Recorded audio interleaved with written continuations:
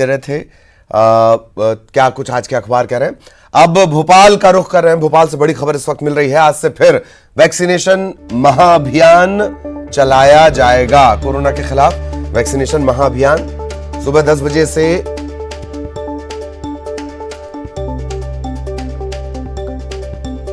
इसकी शुरुआत होगी। वैक्सीनेशन महाअभियान, सरकार ने एक बार फिर वैक्सीन लगवाने की अपील की है। पहली और दूसरी डोज लगवाने की अपील की है। लोगों को जागरूक करने और टीका लगवाने की अपील की गई है।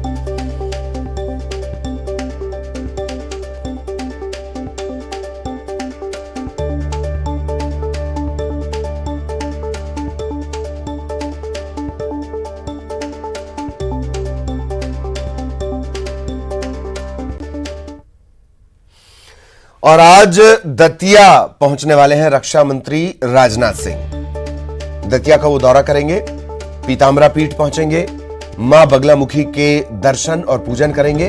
उनके साथ साथ मध्य प्रदेश के गृह मंत्री नरोत्तम मिश्रा भी मौजूद रहेंगे। तो आज दतिया के दौरे पर रक्षा मंत्री राजनाथ सिंह पीताम्बरा पीठ पहुंचेंगे, मां बगलामुखी का दर्शन पूजन करेंगे। गृह मंत्री नरोत्तम मिश्रा भी उनके साथ मौजूद रहेंगे।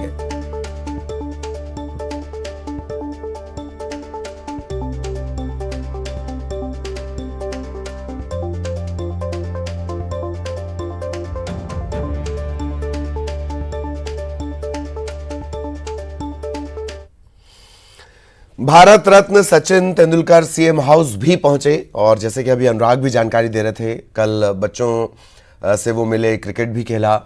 वो सीएम हाउस भी पहुंचे, मुख्यमंत्री शिवराज सिंह चौहान से मुलाकात भी की। मुख्यमंत्री ने सचिन तेंदुलकर को स्मृति चिन्ह भेंट किया। सचिन तेंदुलकर सीहोर के सेवनिया में बाल आश्रम रामकृष्ण विवेकानंद सेवा संस्था के निरीक्षण उन्होंने किया। सचिन दरअसल इस संस्था के डोनर हैं। उस संस्था का कामकाज देखने के लिए वो पहुंचे थे। इससे पहले उन्होंने देवास जिले के संदलपुर के पास परिवार एजुकेशन सोसाइटी द्वारा निर्मित बिल्डिंग की प्रगति को देखा। बताया जा रहा है कि ट्रस्ट द्वारा बनाई जा रही बिल्डिंग में के लिए भी तेंदुलकर ने ही डोनेट किया है। सचिन ने इस एजुकेशन सोसाइटी के जरिए 2300 बच्चों के लिए फंडिंग की है। और क्रिकेट के भगवान सचिन अचानक जब मध्य प्रदेश के गांव में दिखाई दिए तो लोगों को एक बार अपनी आंखों पर यकीन नहीं आया। सचिन सीहोर के छोटे से गांव में पथरीली पिच पर अपनी बल्लेबाजी का जलवा दिखाते हुए कैमरे में कैद भी हुए।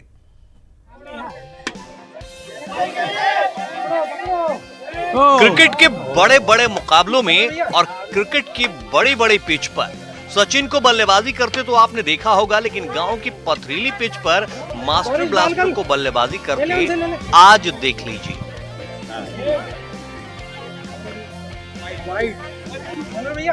ये सीहोर के सेवनिया गांव की तस्वीरें हैं, जहां लोगों के मोबाइल कैमरों और मीडिया के कैमरों के बीच सचिन अपनी बल्लेबाजी का जलवा दिखा रहे हैं। तस्वीरें इसलिए भी खास हैं क्योंकि जिन्होंने सचिन को अब तक टीवी पर देखा था, वो सचिन को अपने सामने पाकर यकीन तक नहीं कर पा रहे हैं। अब आप सोच रहे होंगे कि आखिर सचिन सीहोर के छोटे से गांव में पहुंचे क्यों? तो जान लीजिए, सचिन यहां बाल आश्रय रामकृष्ण विवेकानंद सेवा संस्था का निरीक्षण करने पहुंचे थे। सचिन संस्था के डोनर हैं। उसी संस्था का कामकाज देखने सीहोर के सेवनिया गांव पहुंचे थे। देवास के लोगों को भी सचिन ने हैरान किया जब सचिन अचानक देवास जिले के खाते गांव में पहुंचे। हालांकि एक निजी कार्यक्रम था जिसकी जानकारी न प्रशासन को थी न स्थानीय लोगों को। बागली से होते हुए क्रिकेटर सचिन तेंदुलकर का काफिला जब निकला तो देखकर सब चौंक गए और सचिन की गाड़ी के पीछे दौड़ने लगे। दरअसल देवास जिले के खातेगांव तहसील के संदलपुर के पास परिवार एजुकेशन सोसाइटी द्वारा निर्मित बिल्डिंग की प्रगति को देखने अंतर्राष्ट्रीय क्रिकेट खिलाड़ी और भारत रत्न सचिन तेंदुलकर पहुंचे थे। बताया जा रहा है कि ट्रस्ट द्वारा बनाई जा रही बिल्डिंग में तेंदुलकर ने भी डोनेट किया है। उसी की जानकारी लेने सचिन यहां पहुंचे थे। सचिन ने इस एजुकेशन सोसाइटी के जरिए 2300 स्टूडेंट्स के लिए फंड किया है।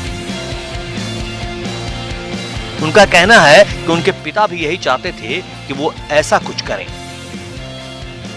स्टूडेंट्स बेनिफिट करेंगे यहाँ पे, ये रेसिडेंशियल स्कूल हो रहा है जी। Thank you. तो उसी के लिए यहाँ पे आए और जी चलिए मेरे फादर चलिए सर हो गया। फादर भी यही चाहते थे कि कुछ बच्चों के लिए ऐसे कुछ हो जाए। जी जी जी वो अगर आज हमारे बीच रहते तो बहुत खुशी होती। जी। क्रिकेट के भगवान कहे जाने वाले महान खिलाड़ी भारत रत्न सम्मानित सचिन तेंदुलकर का अचानक बागली होते हुए संदलपुर और फिर सीहोर में गांव की पथरीली पिच पर बल्लेबाजी में हाथ आजमाना सबको चौंका गया।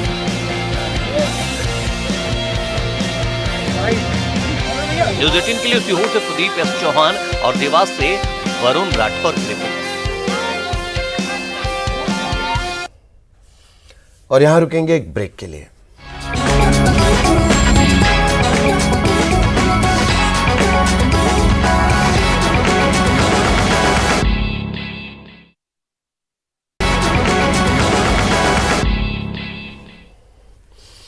ब्रेक के बाद खबर खंडवा से। खंडवा में सोमवार को आधी रात दो पक्षों में विवाद हो गया और पथराव के बाद कोतवाली पुलिस ने 60 से ज्यादा लोगों के खिलाफ मामले दर्ज किए हैं।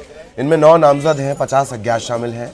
मंगलवार रात भी पुलिस ने भगत सिंह चौक और घासपुरा इलाके में बड़ी संख्या में फोर्स की तैनाती कर रखी थी ताकि हालात पूरी तरह काबू में रहें। स्थिति पूरी तरह शांतिपूर्ण रही। खंडवा एसपी विवेक सिंह ने बताया है कि कुछ लोगों को हिरासत में भी लिया गया है, कुछ के रिकॉर्ड खंगाले जा रहे हैं। 3 FIR इसमें की हैं जिन्होंने इस प्रकार से पथराव वगैरह की घटना किया है और इसमें एक अपने पुलिस जवान को भी एक पत्थर लगने से चोट लगी तो उसकी तरफ से भी एक FIR हुई है। अभी तक इसमें 8-9 नामजद लोगों के साथ साथ करीब 50-60 लोग पे FIR हुई है। इसमें सर ये जो लोग हैं ये क्या आदतन अपराधी का रिकॉर्ड है? इसमें ऐसा पता चला कि 1-2 लोग के पुराने रिकॉर्ड भी हैं तो उनके विरुद्ध तदनुसार कार्रवाई इसमें की जाएगी। कुछ महीने पहले आई बाढ़ ने श्योपुर में कई परिवारों का सब कुछ छीन लिया। बेघर हुए 20 से ज्यादा परिवार अब प्रशासन से मदद मांग रहे हैं, घर मांग रहे हैं, जबकि अधिकारी बिना दस्तावेजों के इन्हें मकान देने में समर्थ नहीं। सड़क पर धरना लगाकर बैठी ये महिलाएं अपने लिए जमीन मांग रही हैं। श्योपुर में बाढ़ से बेघर हुए 20 से ज्यादा परिवार ऐसे ही पिछले 3 महीने से झुग्गी झोपड़ी बनाकर सरकारी जमीन पर रह रहे हैं। बाढ़ के बाद लगातार कलेक्ट्रेट कार्यालय के चक्कर लगा रहे हैं, लेकिन कहीं कोई सुनवाई नहीं हो रही। नाराज ग्रामीणों ने कलेक्ट्रेट परिसर पर धरना प्रदर्शन कर जमीन और PM आवास के तहत घर देने की मांग की है ताकि उनके बच्चों को खुद की छत नसीब हो सके। 16 वार्ड में रहते थे हम, बस स्टैंड के पीछे। और जब से बाढ़ आई है उसके बाद से हम झोपड़ी बना के ITO ऑफिस के पीछे रह रहे हैं। क्या मांग है आपकी? हमारी मांग है हमको जमीन चाहिए, जगह, क्योंकि हमको से ढकने के लिए जगह नहीं है, पट्टा चाहिए मुझको और आवास। धरना कब तक चलेगा जमीन नहीं मिलती तो? जब तक हमको हमारा निर्णय नहीं होगा तब तक हम बैठे रहेंगे। दरअसल इसी साल 3 अगस्त को श्योपुर में भीषण बाढ़ आई थी। जिले के हजारों परिवार बेघर हो गए। अधिकांश लोगों को नुकसान का मुआवजा और PM आवास की राशि दे दी गई, लेकिन अब भी सैकड़ों परिवार ऐसे हैं जिन्हें बाढ़ का मुआवजा तो दूर, राशन का खर्चा तक नहीं मिला। सबसे ज्यादा परेशानी बेघर हुए इन 20 परिवारों को उठानी पड़ी। मैं बाढ़ में रहती थी, बाढ़ आई जब से मैंने झोपड़ी बना के झोपड़ी पर रह रही हूँ। मेरी यही मांग है, हमको जमीन चाहिए, पट्टा चाहिए, आवास चाहिए। और जहाँ तक हमको नहीं मिलेगी, चाहे 8 दिन हो जाओ, चाहे 10 दिन हो जाओ, चाहे महीने हो जाओ, हम उठेंगे नहीं है जहाँ तक हमको जमीन नहीं मिलेगी। जहाँ तक यो हम बोल रहे हैं और हमने शिवराज मामा में पूरा भरोसा है कि हमको जमीन मिलेगी। कलेक्टर माध्यम पे भी हमको भरोसा है, हमको जमीन मिलेगी। बाढ़ को 3.5 महीने का समय बीत चुका है। इसके बावजूद बाढ़ पीड़ितों की समस्याओं का समाधान नहीं हो पाया। इन लोगों के घर मकान तक बाढ़ में ढह गए, लेकिन मुआवजे के नाम पर कुछ भी नहीं मिला।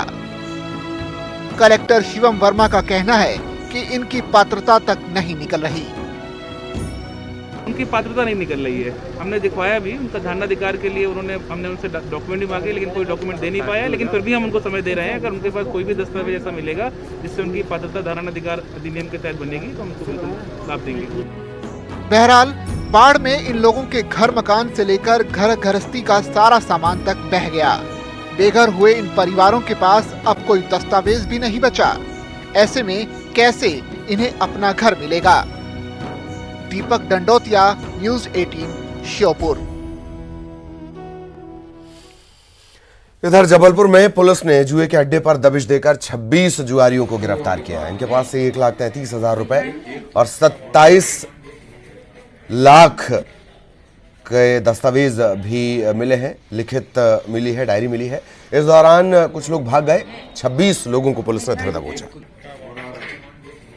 करीब 26 आरोपी थे जो सिद्ध बाबा हनुमान मंदिर के पास, इन लोग सब जुआ खेल रहे थे, जिन्हें मुखबिर सूचना पर हमारा क्राइम ब्रांच स्काट के पकड़ा, घेराबंदी कर पकड़ा गया, जिनके पास से करीब 1,33,000 रुपए जब्ती हुए हैं।